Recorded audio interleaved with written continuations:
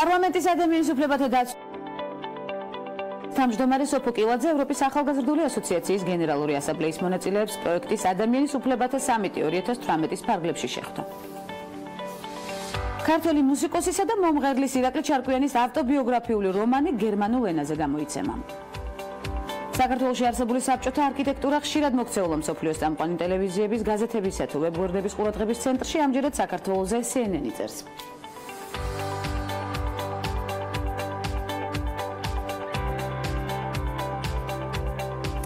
13 მარტია დღეს სამშაბათი და ნარატივი პატარა მარიამის გამარჯვებით გავხსნათ 2016 წლის საბავშვო ევროვიზიის ქართველმა გამარჯვებულმა მარიამ მამადაშვილმა ნიუ-იორკში Next Talent Search Show-ში გაიმარჯვა კონკურსი Madison Square Garden-ში მიმდინარეობდა და პოზიტიური ენერგიით ამაყი ქართველებიც დილიდან დაგვტვირთვა. ცხადია, მამადაშვილმა ბილი ჯოელის სიმღერა New York State of Mind შეასრულა და მორიგი წარმატებების სურვილი მე პირადად დამიტოვა. მოვიკითხავთ მის ამბავს და სტუდიაშიც გავაგრძელებთ მარიამთან საუბარს აუცილებლად. ნახოთ დღევანდელი გადაცემის სტუმრების ჩამონათვალე და საქართველოში მიმდინარე მოვლენებით გავხსნათ სამშაბათის ამბისთხრობა.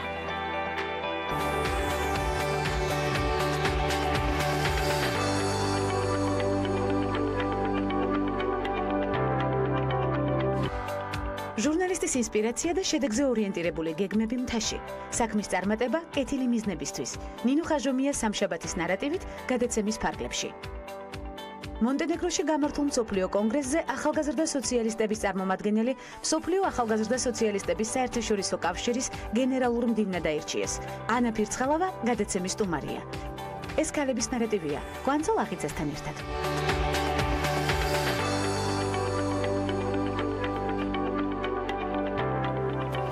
პარლამენტის ადამიანის უფლებათა დაცვისა და სამოქალაქო ინტეგრაციის კომიტეტის თავმჯდომარე სოფო კილაძე ევროპის ახალგაზრდული ასოციაციის გენერალური ასამბლეის მონაწილეებს პროექტის ადამიანის უფლებათა სამიტი 2018-ის ფარგლებში შეხვდა. კარგია, რომ ადრეული ასაკიდანვე ეჩვევით იზრუნოთ ადამიანებზე და ისწავლოთ უფრო მეტი ადამიანის უფლებების შესახებ. დარწმუნებული ვარ, რომ ეს აუცილებლად ხელს შეუწყობს თქვენი როგორც საზოგადოების წინაშე პასუხისმგებლიანი მოქალაქეების ჩამოყალიბებას, რაც ძალიან მნიშვნელოვანია პირველ რიგში ჩვენი ქვეყნისთვის და ასევე თქვენი წარმატებისთვის აღნიშნა მისალმებელ სიტყვაში სოფო კილაძემ. ქართველი მუსიკოსისა და მომღერლის ირაკლი ჩარკვიანის ავტობიოგრაფიული რომანი გერმანულ ენაზე გამოიცემა, როგორც უკვე გადაცემის საწყისში აღნიშნეთ, 7 ცურვას გამომცემლობა Pirveli გამოსცემს, ამის შესახებ ინფორმაცია გამომცემლობის Facebook გვერდზე გავრცელდა და ჩვენც უმალ შევიტყეთ. ცხადია, მნიშვნელოვანი ინფორმაცია. ოფიციალურად ვაცხადებთ ირაკლი ჩარკვიანის რომანი ზაფხულის დასაწყისში გამოიცემა, წერს გამომცემლობა. Pirveli's Facebook გვერდზე წიგნის ყდაც გამოჩნდა, სხვა შორის 7 ცურვის ქართული გამოცემისგან განსხვავებით გერმანული თარგმანი წითელ ფერშია გადაწყვეტილი და მასზე ირაკლი ჩარკვიანის სხვადასხვა რაკურსში გადაღებული ფოტოა გამოსახული. 7 ცურვა ფრანკფურტის წიგნის საერთაშორისო ბაზრობის ფარგლებში წიგნის ეროვნული ცენტრის მხარდაჭერით ითარგმნა. გერმანული თარგმანი უინონა ბურლს ეკუთვნის, ესეც აუცილებლად უნდა აღვნიშნოთ. ირაკლი ჩარკვიანის ავტობიოგრაფიული რომანი პირველად 2006 წელს გამომცემლობა ლოგოს პრესმა გამოსცა. Sony კლასიკალმა მარტის დასაწყისში შესანიშნავი ქართველი მეცო-სოპრანოს სანიტა რაჭველიშვილის სადებიუტო ალბომი გამოსცა, სადაც მისი შესრულებით კლასიკური ნაწარმოებია შესული. ის არ არის თამარის საქართველოს დედოფალი, მაგრამ ის შეიძლებოდა ყოფილიყო მეცოების დედოფალი. რევისტა რიტმოს ამ შეფასებით უწევს რეკლამას ხმის ჩამწერი სტუდია ქართველი შემსრულებლის ახალ ჩანაწერს. ის ადამიანები, ვინც დისკი უკვე შეიძინა, უმაღლეს შეფასებას აძლევენ ანიტას შესრულებას. ერთ-ერთი მსმენელი წერს, რომ ის მსოფლიო კლასის ხმას ფლობს. შენ დედოფალი ხარ, ეს მაშინ გავაცნობიერე, როცა ლასკალაში პირველად ვნახე კარმენი, შენი შესრულებით აღნიშნავს კიდევ ერთი კომენტარის ავტორი. საქართველოში არსებული საბჭოთა არქიტექტურა ხშირად მოქცეულა მსოფლიოს წამყვანი ტელევიზიების, გაზეთებისა თუ ვებგვერდების ყურადღების ცენტრში დამეთანხმებით. ამჯერად ამით CNN-ი დაინტერესდა. CNN-ი საქართველოში არსებულ საბჭოთა მონუმენტებს, წარსულის ტიტანებს ეძახის. სტატიაში წერენ, საქართველოს წარსული აწმყოს ფარავს, რაც ყველგან ჩანს დაწყებული სოფლის გზებიდან დამთავრებული მთის მწვერვალებით. რკინის და ბეტონის მონუმენტებმა დროს გაუძლეს, როგორც მემკვიდრეობამ, რომელსაც როგორც წესი ყველა ივიწყებს ხოლმე. ფრანგული მოდის სახლის სამოსობაში ბალენსიაგას კრეატიულმა დირექტორმა დემნა გვასალიამ გაზაფხული ზაფხული 2018-ის კოლექცია ჩუსტები შემატა. ჩუსტები შავ და ლურჯ ფერებშია წარმოდგენილი, დამზადებულია ცხრის ტყავის განსხვათა შორის და წინ კომპანიის ლოგო ახატია. ჩუსტების ფასი 595 ამერიკული დოლარი ღირს ქართულმა დიზაინერმა დემნა გვასალიამ კრიტიკოსები და მსოფლიო მედია ალაპარაკა ცხადია, არაერთგზის ყოფილა დემნა გვასალია ჩვენი საუბრის მთავარი თემაც ბალენსიაგას რეზინის კროქსების შემდეგ 9 მარტს ცნობილი გახდა, რომ ბაზარზე გამოვა ჩაკეცილი ფეხსაცმელი. მოდის ახალი ტენდენცია დემნა გვასალიასგან. ჩაკეცილი ფეხსაცმლის ღირებულება საშუალოდ 855 ბრიტანული ფუნტიდან 2900 ლარია დაახლოებით იწყება და გვასალიას კოლექციაში ასევე არის წინდები $120.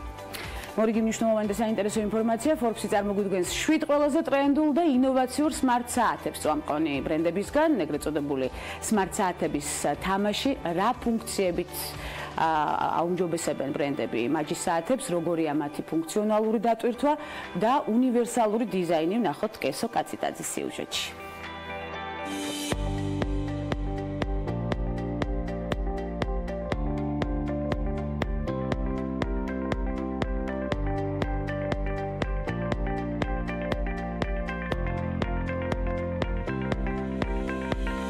დროსთან ერთად იცვლება ტენდენციები, თანამედროვე ტექნოლოგიების გავლენები კი მოდურ აქსესუარებზეც აისახება. განახლებული ფუნქციებისა და დახვეწილი დიზაინის საუკეთესო შერწყმას საათებზე მსოფლიოს წამყვანი ბრენდები გვთავაზობენ.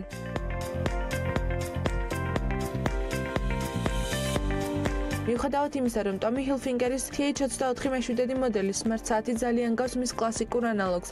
ამ საათს აქვს რამდენიმე ისეთი მახასიათებელი, რომელთაც წყალობითაც თქვენ ყოველთვის ინფორმირებულები იქნებით. მას აქვს აქტივობის, მონიტორინგის, კალენდარის, ზარებისა და აპლიკაციური შეტყობინებების მიღების ფუნქციები.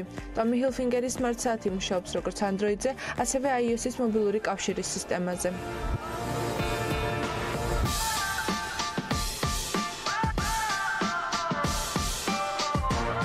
არავის გაკვირვებია, რომ დონა კარანის ჭკვიანი საათების პირველი ხაზი საოცრად მიმზიდველი და სასურველი აღმოჩნდა. კარანის საათი სახელწოდებით მინით გვთავაზობს სმარტფონების შეტყობინებებს, აქტივობისა და მიზნის მონიტორინგს და რაც მთავარია, ის დამტესაც არ საჭიროებს. ასევე შესაძლებელია საათი თქვენს ტელეფონს მიუერთოთ, შეცვალოთ მუსიკა, გადაიღოთ ფოტოები ან დარეკოთ ტელეფონზე ღილაკის ერთი დაჭერით. ბონუსის სახით საათს 3 სხვადასხვა ფერის სამაჯური მოყვება.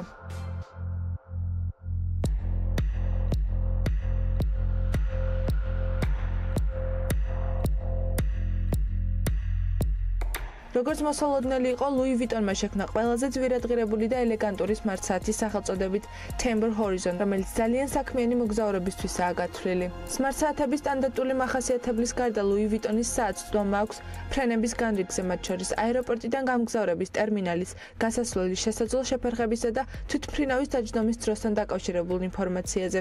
საათი ასევე უკავშირდება ლუი ვიტონის მსოფლიოს ქალაქების ცნობილ გზამკვლევს. smart საათი შეგიძლიათ ჩხაპის დროსაც არ მოიხსნათ. მისი სამაჯურების არჩევანი კი საკმაოდ დიდია. 30 განსხვავებულ სამაჯურზე გარდა საკუთარი ინიციალებისა შეგიძლიათ სურვილი სამეფ შეცვალოთ ციფერბლატი.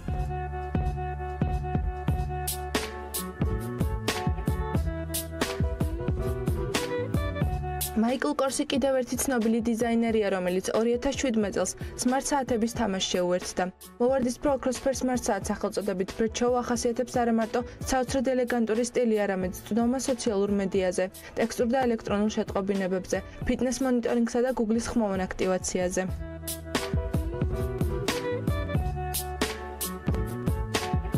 I'm reading the news. Wow. Kate Spade საკუთარ smart საათს აღწერს როგორც პერსონალურ გულშემატკივარს. საათი მიერთებულია Kate Spade-ის ნიუ-იორკულ აპლიკაციაზე, რომელიც ამაღლებს თქვენს мотивაციას და გთავაზობთ ყველაფერს იმისთვის, რომ იყოთ ორგანიზებული. მის მრავალრიცხოვან ფუნქციათა შორისაა ნაბიჯებისა და ძილის მონიტორინგი, ამოცანების დასახვა, მნიშვნელოვან მოვლენებამდე დარჩენილი დროის ათვლა და ასე შემდეგ. მოკლედ ამ ჭკვიანი საათით თქვენ ადვილად მოიყვანთ ცხოვრებას წესრიგში და რაც მთავარია, საათის მეშვეობით თქვენ ასევე სელფის გადაღებასაც შეძლებთ. Forbes-ის მოდური საათების ბოლო 2 ადგილი ჰერმესმა და ტორი ბერჩმა გაინაწილეს. ქერიქი ჰერმესისა და ეფლის თანამშრომლობის შედეგად შექმნილი მესამე თაობის ყველაზე ჭკვიანი საათია, ხოლო რაც შეეხება ჰერმეს, ტორი ბერჩმა კომპანია Fitbit-თან ერთად შექმნა ელეგანტური საათი აქტივობისა და მონიტორინგის ფუნქციებით. თუ რა შესაძლებლობები დაემატება მომავლის საათებს და რით იქნება ის განსხვავებული თანამედროვესგან ამას რო გვიჩვენებს, თუმცა როგორც ხედავთ, მთავარი დატვირთვის გარდა smart საათები მრავალ მნიშვნელოვან ფუნქციას იძენენ, რომელიც ყოველდღიური ცხოვრების მნიშვნელოვან ასპექტებს გულისხმობს. იქნება ეს ძილის რეჟიმი, ჯანსაღი ცხოვრების წესის კონტროლი, მანძილი დანიშნულების ადგილამდე თუ დღის განრიგის ორგანიზება.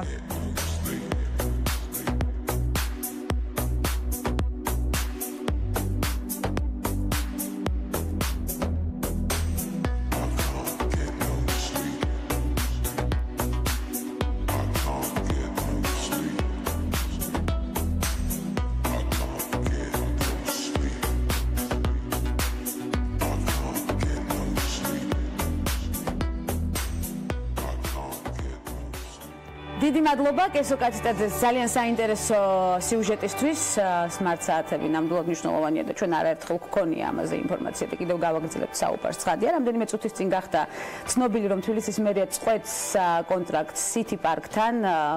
ქალაქის მერმა კახიკავალძემ გააკეთა განცხადება, რომ 10 აპრილიდან კონტრაქტი აღარ იქნება ძალაში. ჩვენც ვართ ცხადია მოვლენების ცენტრში, ბევრისთვის საინტერესო ინფორმაცია გავავრცელეთ. აუცილებლად მოგეწვით ამ უწურავ ინფორმაციას უკვე მომდევნო გადაცემებში და პროფესიული წარმატება, მრავალი ბარიერის გადალახვა და გამოცდილება, რომლის შედეგად ახალი ინსპირაცია იბადება. მორიგი შესაძლებლობების გამოყენება კვლავ შედეგიან და მნიშვნელოვან ნაბიჯად იქცევა. წარმატებული ჟურნალისტი მთაში და კეთილი მიზნები. ნინო ხაჟუნია მამოტივირებელი ნარატივით სამშაბათის გადაცემაში. ნინო, მოგესალმებით, უღრმესი მადლობა მობრძანებისთვის. დიდი ხანია ველი თქვენს გამოჩენას ქალების ნარატივის სერიალში უნდა ვაღიარო. მადლობა დროის დათმობისთვის. გვანცავ ამ წუთას მოვდივარ მთიდან. თიდან მოდიხარ დატვირთული არაჩვეულებრივი ენერგეტიკით, სხვათა შორის ეს იგრძნობა და ჩვენი მაყურებელიც იგრძნობს, ამას დარწმუნებული ვარ. წარმატებული ადამიანი მიდის მთაში. ეს ძალიან მნიშვნელოვანი ამბავია. ახალი საქმის დასაწყებად ცხადია, შედეგიანად ავითარებს პროცესს, ესე ძალიან მნიშვნელოვანია. მცირე ხანში ეს უნდა აღვნიშნოთ და ეყრდნობა მთავარ მიზანს. რა არის ის მიზანი, რომელმაც მთაში აგიყვანოთ? ქალებზე ხო არსებობს სტერეოტიპი, რომ კრიზისულ სიტუაციაში არ შეგვიძლია გადაწყვეტილებების მიღება, რისკზე არ მივდივართ. ნუ ბიზნესი საერთოდ ქალის საქმე არ არის. ხშირად ხდება ასეთი გამონათქვამი, კი ბატონო. საქმის კეთებისთვის ჩემთვის ყველაზე მნიშვნელოვანი იყო საქმე, რომელსაც ვაკეთებ, უნდა მიყვარდეს აუცილებლად და ადამიანი, რომელთანაც ერთად საქმეს ვაკეთებ, ის უნდა იყოს არ უნდა მომცეს დაღლის საშუალება, იმიტომ რომ ბიზნესში დაღლა დაბუღუპელია.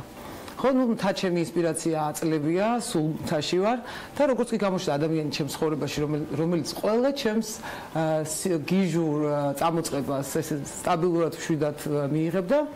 წავედი მთაში ბიზნესის საკეთებლად, გუდაურში. რამდენი ხანია რაც მთაში ხარ, ნინო? რამდენი ხანი?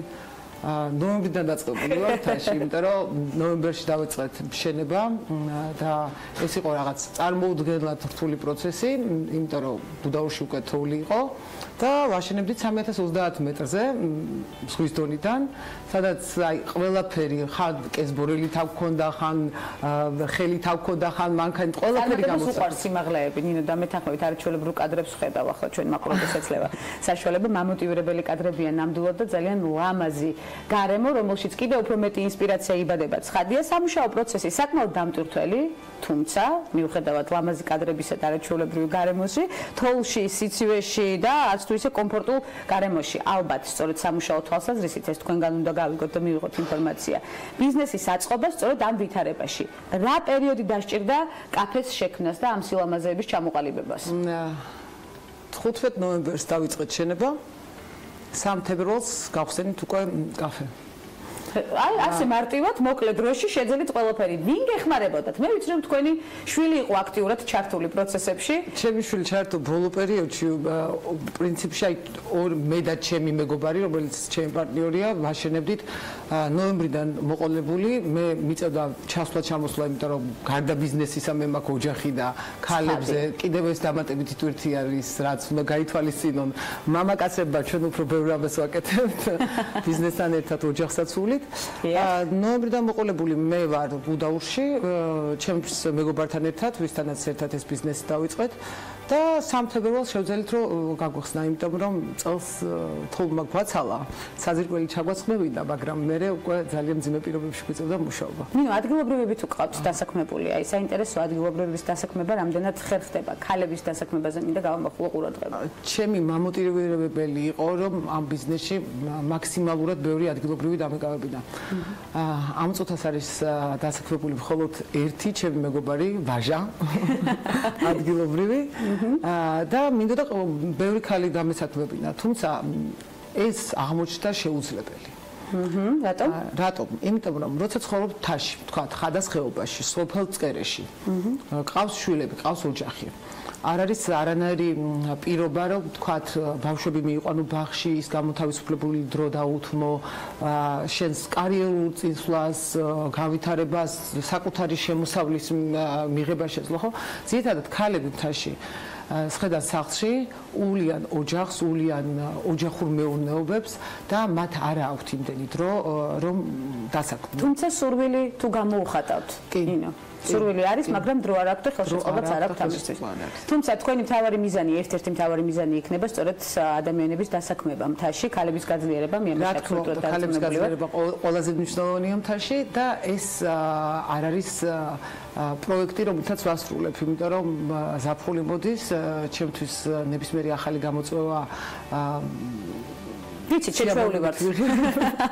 თქვენ გამოწვევებს შედეგებს. ვამბობ, რომ გუდაურს აქვს პერსპექტივა იყოს ძალიან წარმატებული ზაფხულის კურორტი, გუდაური შეიძლება იყოს ჰაბი დარიალის ხეობაში ჩაუმცველებისთვის, ხადას ხეობაში ჩაუმცველებისთვის, ტრუსოს ხეობაში ჩაუმცველებისთვის. ეხლა ვარ იმ სიტუაციაში, რომ გეგმა უკვე ზაფხულის მარშრუტებს და ტურიზმის განვითარებას მთაში. ეს არის მთავარი მიზანი, რომ ჩართული იყოს სამუშაო პროცესში გადაცემის დაწყებამდეც, ნახშირის შესყიდვაზე საუბრობდა. ძალიან საინტერესოდ არის ჩართული სწორედ პროცესში, თუმცა დღევანდელი გადმოსახედიდან ისევ ინსპირირებული ხართ დაწყებული საქმის გაფართოებით და კიდევ უფრო დიდი მასშტაბებისთვის ემზადებით ახალი საქმით თუ ჟურნალისტიკის მიმართ მონატრება გარკვეულწილად მაინც ჭარბობს? არა, ძალიან დასვენებული ვარ. აი 3 თვე არ მიყურებია ტელევიზორისთვის და გუშინ მოხევებთან ერთად საუბრობდით გუდაურში, რომ აი ვინ არის განათლების მინისტრი. არ ვიცი. და რამდენიერი ვარ რომ არ ვიცი. არ ვიცი. ასეთი რამე ნინოს ცხოვრებაში პირველად მოხდა. ბოლო 20 წლის განმავლობაში პირველად მოხდა. გადავინაცვლოთ წლების წინ და პირველი პროფესიული არჩევანი გავიხსენოთ, რადგან ჟურნალისტიკა ვახსენეთ, შეუძლებელია თქვენი პორტფელი არ შევქმნათ ქალების ნარატივში. როგორ იწყებდით კარიერას, ნინო? რა იყო თქვენი პირველი პროფესიული არჩევანი? პირველი პროფესიული არჩევანი იყო, ჩამოვედი, სწავლობდი სტატებში, ჩამოვედი და 2001 წელს დავიწყე იმ დროისთვის ყველაზე წარმატებულ პროექტში მუშაობა, ეს იყო 60 წუთი.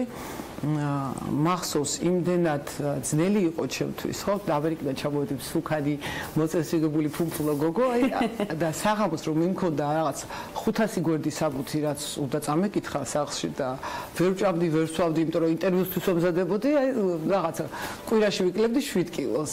მაგრამ ესეც ჩემი გამოწვევა იყო, რომ მე უნდა დამიმტკიცებინა, რომ ქალებს ჩვენ შეგვიძლია ვიყოთ. თავიდანვე ამას ამტკიცებდით და შედეგიც ახეზეა პრინციპში. დღეს რა ტიპის გადაცემას გააკეთებდით, ნინო? მოგზაურობაზე და მთის მოსახლეობაზე მაგალითად. მე აქვე მინდა იდეა დაიბადოს ქალების ნარატივში. სიამოვნებით გავაკეთებდი გადაცემას სოფლის განვითარებაზე. იმიტომ რომ დღესაც მიმაჩნია თუ არ არის ძლიერი სოფელი და თუ თაში სოფელში ხალხი არ დადგა, მათ უნდა გქონდეთ ნორმალურად ცხოვრების საშუალება. ეს არ ეხება მარტო სოფლის მეურნეობას, სოფელი უნდა იყოს განვითარებული, უნდა იყოს მოწესრიგებული განათლების სისტემა, უნდა იყოს ახალგაზრდებისთვის გარემო. ხო, აი დიდი სიამოვნებით გავაკეთებდი გადაცემას, რომელიც მისცემდა მიმართულებას თქვა სხვადასხვა რეგიონში არსებულ და ასევე ქალების დასაქმებაზე იქნებოდა აქცენტირება ამაში აბსოლუტურად დარწმუნებულება. ძალიან საინტერესოა თქვენს მიერ დაწერილ ბლოგს წავაწყდი სხვა შორის რამდენიმე ხნის წინ. ახლა რაზე წერს ნინო ხაჟუნია თუ აქვს დრო ამისთვის? იმ პირობებში რომ ხანდახან შუქიც არ არის მთაში და ეხლა ნინო ხაჟუნიას არ აქვს დრო, ეხლა ნინო ხაჟუნიას აქვს დრო, რომ ნახშირი იყიდოს, მთაზე პროდუქცია იტანოს და ეს ანიჭებს მას უდიდეს სიამოვნებას. ხო, იმიტომ რომ ბიზნესში აღარ რჩება. მით უმეტეს აი როცა სტარტაპია ბიზნესი, ხო, არაფრის დრო აღარ რჩება. ვიცი რომ სპორტული ცხოვრება ყოველთვის იყო თქვენი არჩევანი, ეს ვიზუალზე არ მკითხო, როდის ვიდექი ბოლოს თხილამურზე. აი ეს მინდოდა მეკითხა ზუსტად ბიზნესის მასში პარალელურად. იმიტომ რომ დამაგვიანდა საბაგიროები გაითიშა და უბრალოდ უნდა ჩამოსულიყავი თბილისში, თქვენთან მოსულიყავი და ღამე ჩამოსულიყავი თხილამურზე.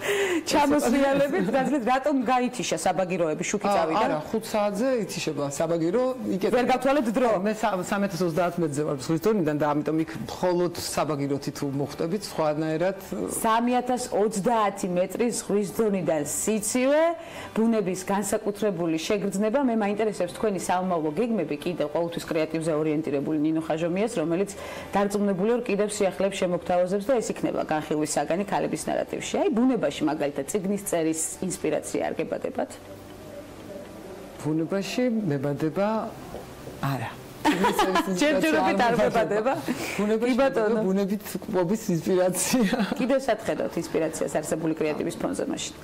რა არის მომდევნო ნაბიჯი თქვენთვის? მომდევნო ნაბიჯი არის ჩემთვის მთა, ტურიზმის განვითარება. ძალიან ბევრი რაღაცაა სადახავი, უბრალოდ მე ძალიან კარგად ვიცნობ იმ მხარეს და იმიტომ წავედი. მიყვარს მთა და აუცილებლად იქნება ძალიან საინტერესო შემოთავაზებები ზაფხულში.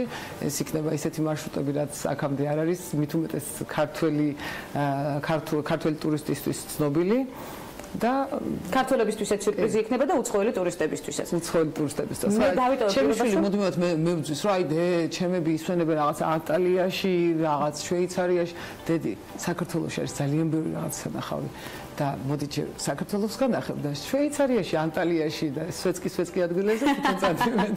თუმცა უსვეცკეს ადგილას ვართ ახლა ჩვენ, ხო, საქართველოში თუ გავითვალისწინებთ იმ სიურპრიზებს, რომელსაც გვთავაზობთ და იმ აღმოჩენებს, რომელსაც აუცილებლად შემოგთავაზებთ ქალების ნარატივში. თქვენი პატარა შვილიც ჩაერთვება, დარწმუნებული ვარ პროცესებში, შენების, ბიზნესის, აბსოლუტურად დარწმუნებული ვარ ამაშიც, იმიტომ რომ მის მაგალითს აუცილებლად მიყვება, იმიტომ რომ იმდენად ინსპირირებულია თქვენი შვილი, სწორედ საქმეშია ჩართული, როგორც ვიცი, ეთერს გარეთ საუბრობდით რომ ის მისცემს მაგალითს უკვე სხვა პატარებსაც. ძალიან დიდი მადლობა მობრძანებისთვის, იმ ინსპირირებული საუბრისთვის, რომელიც გვჭირდება ნამდვილად მამოტივირებელი საუბრისთვის. მე კიდევ ერთხელ მოვაწოდებ. თუ ქალებს შეგვიძლია ძალიან ბევრი რამის გაკეთება. ნამდვილად შეგვიძლია ქალებს ბევრი რამის გაკეთება. მე იმედი მაქვს, რომ შემდეგი სტუმრობისას უკვე დასაქმებულ ქალებზე ვისაუბრებთ, მთაში დასაქმებულ ქალებზე, მათ მიეცემათ ამის საშუალება და დრო, რადგან აქვთ სურვილი ამის საშუალება აუცილებლად უნდა მიეცათ და შემდეგ კიდევ ერთი გადადგმული ნაბიჯი იქნება მთაში, წინ გადადგმული ნაბიჯი, სწორედ თქვენი ორგანიზებული. უღრმესი მადლობა ჟურნალისტ ნინო ხაჟუმიას, რომელიც გადავიდა მთაში საცხოვრებლად კეთილი საქმისთვის.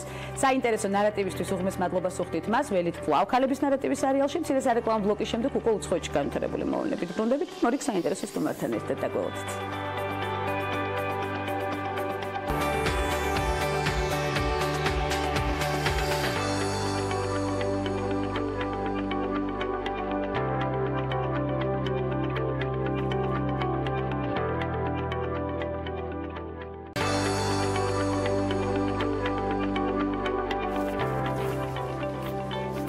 დაბრუნდით პირდაპირ ეთერში. ტერეზა მეი რუსეთს საჯაროდ დასდო ბრალი გაეროს ყოფილი აგენტის პოლკოვნიკი სერგეი სკრიპალიას და მისი ქალიშვილის მკვლელობის მცდელობაში, ასევე მე მოსკოვისთვის მორიგი სანქციების დაწესებაც დაანონსა. ბრიტანეთის სპეცსამსახურები მზად არიან წარადგინონ დამადასტურებელი მტკიცებულებები, რომ თავდასხმის უკან სწორედ მოსკოვი დგას. ამავე წყაროს ინფორმაციით სკრიპალიას მოწამვლაზე პასუხისმგებელ პირებს 48 საათის განმავლობაში დაასახელებენ. ამერიკის შეერთებული შტატების პრეზიდენტმა დონალდ ტრამპმა თავის მეუღლეზე მელანია ტრამპზე ვილაპარაკა, როგორც თეთრი სახლის ლიდერმა თქვა, თეთრი სახლის დიასახლისის ცხოვრება ადვილი სულაც არ არის. განსაცვიფრებელი პირველი ლედი ის მშვენიერია, ადამიანები ფიქრობთ, რომ მისი ცხოვრება მარტივია. ეს არც ისე ადვილია, განაცხადა დონალდ ტრამპმა პენსილვანიაში მხარდამჭერების წინაშე სიტყვით გამოსვლისას. ვეთანხმებით ცხადია მას სწორედ ამ მოსაზრებაში. ამერიკის შეერთებული შტატების პირველი ლედის მელანიას ცხოვრება რომ ადვილი არა, ეს მაშინ კიდევ უფრო გამოჩნდა, როდესაც ჟურნალ Playboy-ის მოდელმა კარენ მაკდუგალმა გამოცემა ნიუ-იორკერში ამერიკის შეერთებული შტატების პრეზიდენტთან დონალდ ტრამპთან ურთიერთობის შესახებ უამბო, ჩვენ გვახსოვს ეს ფაქტიც კარგად, მაშინ როდესაც პრეზიდენტს უკვე ყავდა მეუღლე მელანია, როდესაც შვეიცარიაში დავოსის ეკონომიკურ ფორუმზე ამერიკის პრეზიდენტი მეუღლის გარეშე ჩავიდა. გერმანულმა დაიველთმა ივარაუდა, რომ მიზეზი ტრამპის პორნო ვარსკვლავებთან კავშირზე დაწყებული სკანდალია და ამის გამო ცოლ-ქმარ შორის განხეთქილებაც იყო. ჩვენ არ გამოგვჩენია თვალთახედვიდან სწორედ ეს ინფორმაცია. სად გაქრა ამელია ერჰარტი? ამ კითხვას კითხვაზე მეცნიერები წლებია პასუხს ეძებენ, თუმცა უთხარი მტკიცებულება ჯერჯერობით ისევ არ არსებობს. ეს რეალობა შესაძლოა სულ მალე შეიცვალოს. ანთროპოლოგიის პროფესორი რიჩარდ იანსი ამბობს, რომ 1940 წელს ნიკუმაროროს კუნძულზე აღმოჩენილი ძვლები შესაძლოა ამელია ერჰარტს ეკუთვნოდეს. რიჩარდ იანსი წერს, რომ როდესაც ძვლები აღმოაჩინეს, არსებობდა ვარაუდი, რომ ის ერჰარტს ეკუთვნოდა, თუმცა 1951 წელს ფიჯიში ჩატარებული ექსპერტიზით დამტკიცდა, რომ ძვლები მამაკაცს ეკუთვნოდა. მას შემდეგ აღმოჩენილი ძვლები დაიკარგა, თუმცა თანამედროვე ტექნოლოგიების დახმარებისა და იანსის გათვლებით მეცნიერი ფიქრობს, რომ ერჰარტის აგებულება უფრო მეტად შეესაბამება კუნძულზე აღმოჩენილ ძვლებს, ვიდრე სხვა სავარაუდო ინდივიდუალების 99%-ს. იანსის თქმით, ნიკუმაროროზე აღმოჩენილი ძვლების შემთხვევაში დოკუმენტურად დადასტურებული ერთადერთი კანდიდატი, ვისაც შეიძლება ძვლები ეკუთვნოდეს, ამელია ერჰარტი გახლავთ სწორედ. ამელია ერჰარტი შეგახსენეთ პირველი ქალი მფრინავი იყო, რომელმაც 1932 წელს სოლო გაფრენა შეასრულა და ატლანტის ოკეანეს გადაუფრინა. გარდა ამ მფრინავებისა ერჰარტი ცნობილი ამერიკელი მწერალი გახლდათ, რომლის სათავგადასავლო ჟანრის ნაწარმოებიც უდიდესი პოპულარობით სარგებლობდა. ერჰარტი გამორჩეული იყო სამოქალაქო აქტივიზმითაც, ის აქტიურად ლობირებდა ქალთა უფლებებს თემასთან, პროპაგანდას უწევდა მეცნიერებას და პოლიტიკაში ქალების როლის ზრდასაც სხვათა შორის. ფილმმა შავი პანტერა მსოფლიოს კინოთეატრში გაქირავებიდან უკვე $1 მილიარდამდე შემოსავალი მიიღო. ფილმის პრემიერა 13 თებერვალს შედგა. გვახსოვს ინფორმაციას BBC ავრცელებს. IMDb-ის ცნობით აქამდე მილიარდზე მეტი შემოსავალი მხოლოდ 32 ფილმს ჰქონდა მიღებული, მათ შორის ბოლო 2017 წელს გამოსული ანიმაციური ფილმი Frozen-ი და 2012 წელს გამოსული Skyfall-ი. ფილმის სამეცნიერო ფანტასტიკის ჟანრის არის და განვიხილეთ კიდეც მისი სიუჟეტი არაერთგზის ქალების ნარატივშიც. ბებია დედის ხაზით ყველაზე დიდ როლს ასრულებს ბავშვის ცხოვრებაში. გენეტიკოსების დასკვნის შესახებ Tap Infant წერს, გენეტიკოსების დასკვნით ბებია დედის ხაზით, როგორც უკვე აღნიშნეთ, არა მარტო გადასცემს ბავშვს აუცილებელ ცოდნის უნარებს, ჩუქნის სითბოსა და სიყვარულს, თუმცა აქვთ აქტიური ურთიერთობა ცხადია და ბავშვი ისედაც დიდ დროს ატარებს ბებიასთან. არამედ მათი კავშირი ბევრად უფრო ღრმა არის. მეცნიერების დასტურით სპეციალისტები ამბობენ, რომ გენეტიკური ინფორმაციის დიდ ნაწილს ბავშვები დედის ხაზით ბებიისგან იღებენ. როდესაც საქმე გენეტიკას ეხება, რაიმეს წინასწარ გათვლა, რა თქმა უნდა, რთულია. უბრალოდ ეს ყველაზე გავრცელებული შემთხვევა და ყველაზე ხშირი გამოკვლეული სპეციალისტების მიერ. ბავშვები გენეტიკურად არა მხოლოდ მშობლის ნიშან-თვისებებს, არამედ ბებია ბაბუის ნიშან-თვისებებსაც იღებენ, რადგან მშობლებიც ხომ, რა თქმა უნდა, თავიანთი მშობლების დნმ-ის მატარებლები არიან, ამიტომ მშობლებისთვის მნიშვნელოვანია იმის ცოდნა, თუ რა უდიდესი როლი აქვს ბებია ბაბუას ბავშვის ემოციური ინტელექტის განვითარებაში. აბსოლუტურად ვეთანხმებით მეცნიერებს, პრინციპში სიახლე არ ყოფილა, თუმცა დადასტურებული უფრო მნიშვნელოვანია ცხადია. ამერიკის მოსახლეობას მკერდის კიბოს წინასწარი დიაგნოსტიკა სახლიდან გაუსვლელად კომპანია 23&me's მიერ შექმნილი ტესტის საშუალებით შეეძლებათ. ტესტი შეერთებული შტატების საკვების და მედიკამენტების ადმინისტრაციამ ცოტა ხნის წინ ოფიციალურად დაამტკიცა. კიდევ უფრო მეტი დეტალი ვნახოთ სიუჟეტში. ალბათ ბევრისთვის აქამდე წარმოუდგენელი იყო თუ როგორ შეიძლება მკერდის კიბოს გენეტიკური რისკის ანალიზი სახლიდან სულ რამდენიმე მარტივი პროცედურით ჩაეტარებინა. ამერიკის შეერთებული შტატების მოქალაქეებს ამ პროცედურის გამოცდა საკუთარ თავზე უკვე შეუძლიათ, რისთვისაც მხოლოდ აფთიაქში მისვლაა საჭირო, სადაც ეს ტესტი ურეცეპტოდ გაიცემა. ამასთან ეს მეთოდი ბევრად უფრო იაფია, ვიდრე ექიმთან მისვლა და დიაგნოსტიკა. მას შემდეგ, რაც ქალი აფთიაქში მკერდის კიბოს დიაგნოსტიკის მიზნით ტესტს იყიდის, ნერწყვის ანალიზის მეშვეობით სახლშივე შეუძლია გაიგოს, სიმსივნის რისკები აღინიშნება თუ არა. თუმცა საკვების და მედიკამენტების ადმინისტრაცია იმ რისკებზე საუბრობს, რაც შეიძლება ამ მეთოდმა ქალებს მოუტანოს. მათი თქმით, თუ ტესტი მკერდის კიბოს დაბალ რისკებზე მიგვითითებს, ეს სულაც არ ნიშნავს, რომ შვიდად უნდა ვიყოთ. პირველი ტესტი გენის მხოლოდ 3 მუტაციით გამოწვეულ რისკს აფიქსირებს, მაშინ როცა ცნობილია, რომ გენეტიკური მუტაციების რაოდენობა 1000 საჭარბებს. რისკ ფაქტორებში ექიმები ასევე გამოყოფენ იმასაც, რომ ტესტი არ გამოდგება ანალიზების ჩამნაცვლებელ მექანიზმად. ამიტომ თავის დაზღვევის მიზნით ექიმთან ვიზიტი მაინც აუცილებელია.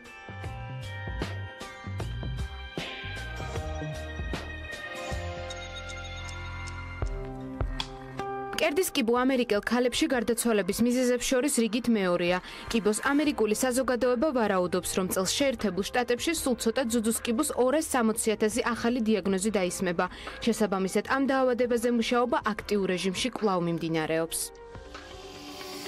დიდი მადლობა ანუკა საინტერესო სიუჟეტისთვის და მორიგი საინტერესო სტუმრის შესახვედრად ვემზადებით. ის ამ წელს მსოფლიოს ახალგაზრდა სოციალისტთა საერთაშორისო კავშირის გენერალურ მდივნად აირჩიეს, თუმცა მანამდე ამავე ორგანიზაციის ვიცე-პრეზიდენტად მუშაობდა, გახდა ფემინიზმის სამუშაო ჯგუფის კოორდინატორი და საკონტროლო კომისიის წევრი, ევროსაბჭოს ახალგაზრდული საბჭოს გამგეობის წევრადაც უმუშავია და კიდევ მრავალი აქტიური ნაბიჯი გადაუდგამს. ანა ფირცხალავა ნარატივისთვის ცხადია მზადა და მივესალმებით მას. უღრმესი მადლობა მობრძანებისთვის ანა.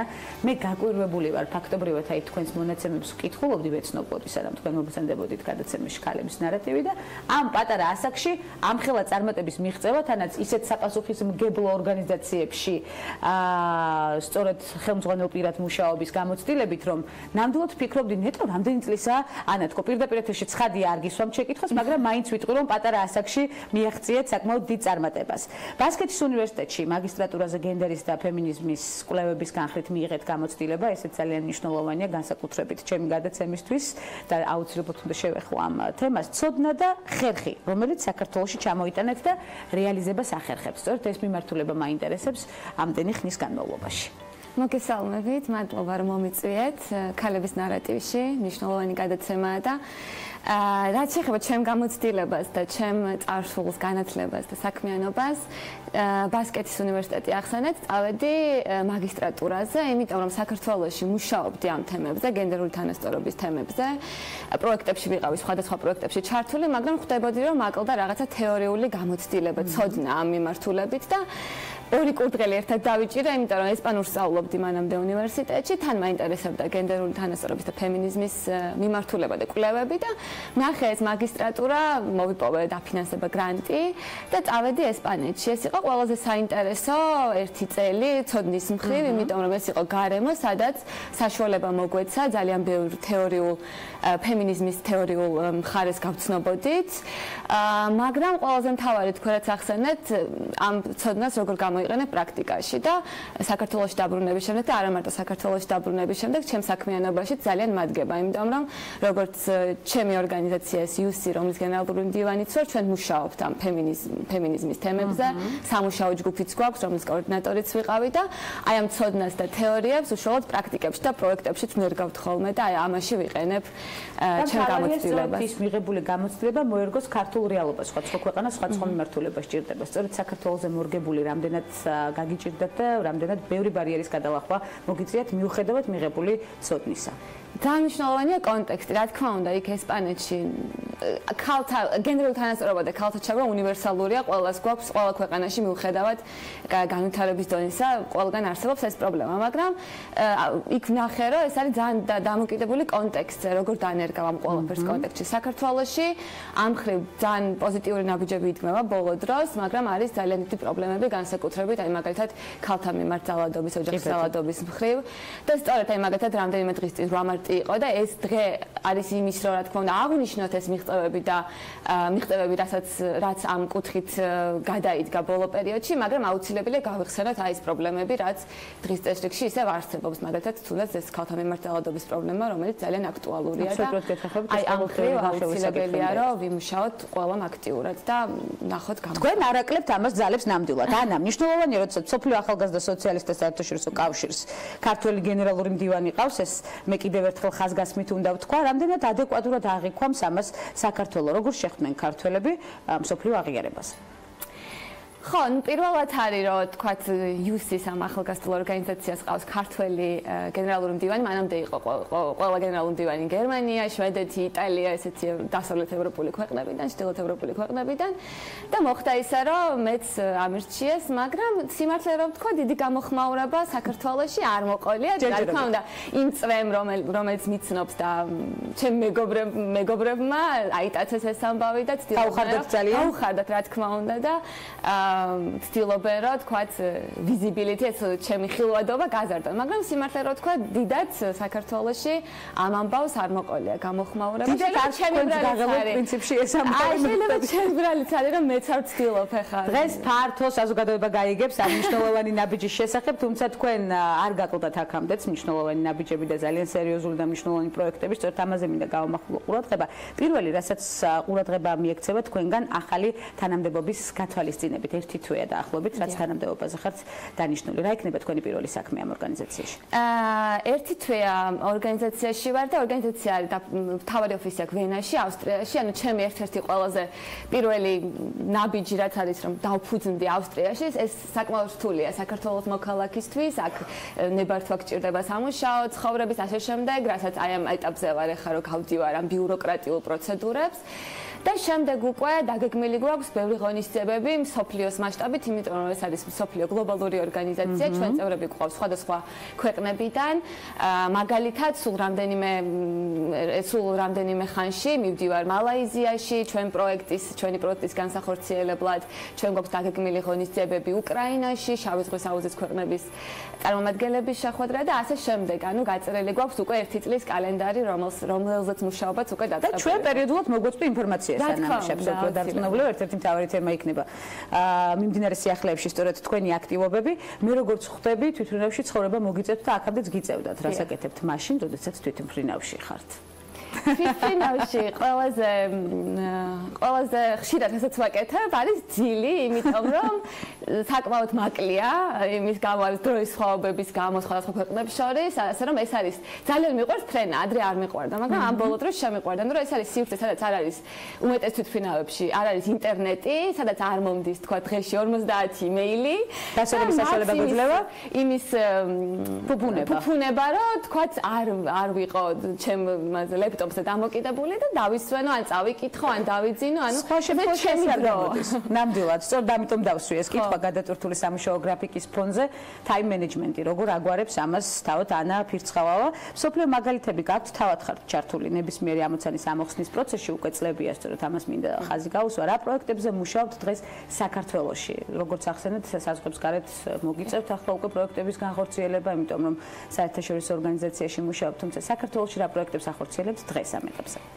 ამ საერთაშორისო ორგანიზაციაში რომ მოვხვდი, ეს პირველ რიგში არის დამსახურება ახალგაზრდა სოციალისტების, ეს არის ორგანიზაცია, რომლის წევრიც ვარ და ვიყავი წლების განმავლობაში და სწორედ მათი წარმომადგენელი ვიყავი ამ საერთაშორისო ორგანიზაციებში ამ წლების განმავლობაში. 2008 წლიდან ვარ ამ ორგანიზაციის წევრი და სწორედ ამ ორგანიზაციასთან მაქვს ძალიან დიდი ბმა და კონტაქტი, მიუხედავად იმისა, რომ ხშირად არ ვარ აქ და ვერ ვეხმარები რაღაც აქტივობებში, თუმცა ყოველთვის მხარს ვუჭერ და ვცდილობ, რომ რაც შემიძლია მე ჩემი გამოცდილებით, ცოდნით თუ კონტაქტებით ამ ორგანიზაციას დავეხმარო და ეს ორგანიზაცია არის ახალგაზრდული პოლიტიკური ორგანიზაცია, რომელსაც დაგეგმილი აქვს ასევე მრავალი პროექტები, რომელიც ეხება ახალგაზრდულ თემებს, ახალგაზრდული პოლიტიკის თემებს, გენდერული თანასწორობის თემებს, ასევე მშვიდობის მშენებლობას და აი ამ პროექტებშიც შეძლების დაგვარად, ჩემი გრაფიკიდან გამომდინარე, ვცდილობ რომ დავეხმარო. მშვიდობის მშენებლობა ნამდვილად გიხდებათ, სწორედ ეს სლოგანი შეიძლებოდა მომერგო თქვენთვის, იმდენად პოზიტიურ ენერგეტიკას ასხივებთ, მიუხედავად გადატვირთული სამუშაო გრაფიკის, ამისთვის მაინც გრჩებათ დრო.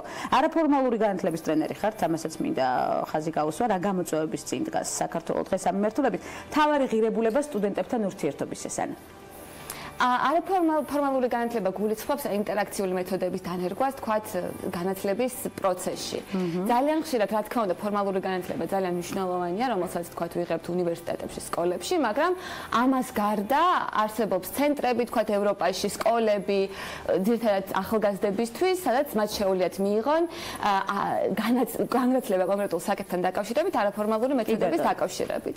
აი ამის დანერგვა საქართველოში ძალიან კარგი იქნება, რომ იყოს ეს სივრცე სკოლები, დაწესებულებები, სადაც ახალგაზრდებს, სტუდენტებს, სკოლის მოსწავლეებსაც საშუალება ექნებათ, რომ თქვათ მიიღონ ამ არაფორმალური მეთოდების გამოყენებით რაღაცა კონკრეტული ცოდნა. თქვენ გაქვთ უკვე პროექტები სწორედ ამ მიმართულებით. ჩვენი ორგანიზაცია საქართველოში ამ მეთოდებსაც ძალიან აქტიურად იყენებს და გვაქვს ტრეინინგებზე, სემინარებზე ეს მეთოდები ყოველთვის გამოიყენება. ჩართულობა მაღალია?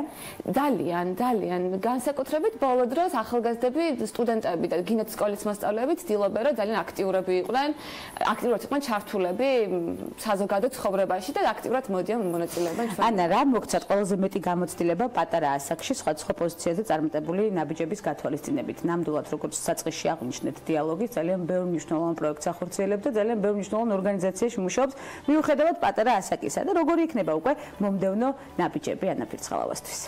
გამოცდილება, ну, რა თქმა უნდა, ეს გზა რთული იყო და მოაქვს დროს, იმიტომ რომ დავიწყე, როგორც აღნიშნეთ, 2008 წლიდან ვიყავი სტუდენტი პირველი კურსის ახალი ამ ყველაფერში და მინდოდა რომ ეკეთებინა რაღაც აქტიური სტუდენტი ყოფილიყავი და ესე ნელ-ნელა ნაბიჯ-ნაბიჯ რაღაც უბრალოდ წევრობიდან, მე საერთაშორისო მიმართულებების კოორდინატორის პოზიციაზე და ასე ნელ-ნელა ნაბიჯ-ნაბიჯ ეს სწორედ ამ პროცესებმა ყველა ეტაპის გავლამ მომცა მე ის გამოცდილება, რაც დღეს მაქვს და მიმაჩნია რომ ეს იყო ძალიან სწორი რომ აი ესე თავიდან დავიწყე და მივყევი ამ გზას. მეც ასე მიმაჩნია. მომავალს რაც შეეხება, შემდეგი 2 წელი ვარ ამ თანამდე პოზიციაზე არჩეული, გენერალური მდივნის პოზიციაზე არჩეული და ვიქნები ვენაში, ავსტრიაში, განვახორციელებ ამ აქტივობებს და მონაწილეობას მივიღებ ყოველდღიურ საქმიანობაში ამ ორგანიზაციის. 2 წლის მერე არ ვიცი, ნახოთ, შეიძლება საქართველოში, შეიძლება სხვაგან. ნახოთ, მოვლენების განვითარების მიხედვით, თუმცა ანა ყოველთვის არის სიახლეზე ორიენტირებული, წინ გადადგმულ ნაბიჯებზე ეს ძალიან გვახარებს. მამოტივირებელი პროფესია გაქვთ ნამდვილად, პროფესიული სვლა ასე დავარქმევდი და უღრმესი მადლობა იმისთვის, რომ გაუზიარეთ ჩვენს მაყურებელს თქვენი გამოცდილება. ანა ფირცხალავა მსოფლიო ახალგაზრდა სოციალისტთა საერთაშორისო კავშირის გენერალური მდივანი სტუმრობდა გადაცემას ქალების ნარატივი. ის არაერთხელ იქნება ჩვენი სტუმარი სხვადასხვა მნიშვნელოვანი პროექტით თუ დასახული მიზნით და შედეგით. ცხადია, ასეთი იყო დღევანდელი ნარატივი. ხვდებით ერთმანეთს ხვალ ზუსტად 11 საათზე, მორიგი აქტუალური და მნიშვნელოვანი საკითხებით ქალების ნარატივის სერიალში. ბედნიერად.